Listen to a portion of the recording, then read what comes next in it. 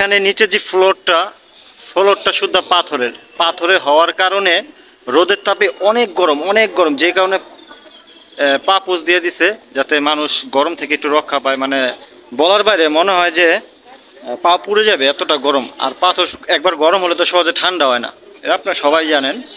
সেই কারণে পা পুষের ব্যবস্থা করছে। পা পুষটা একবার এই মাথা থেকে ওই মাথা পর্যন্ত। আচ্ছা, আমরা এখন মন্দির থেকে বেরিয়ে যাচ্ছি। এই যে সেই মন্দির যা কিনা এতদিন আমরা তামিল মুভিতে দেখতাম, এখন নিজের চোখে দেখে গেলাম। অনেক ভালো লাগলো, অনেক ভালো লাগলো। একবার গেটটা দেখেন,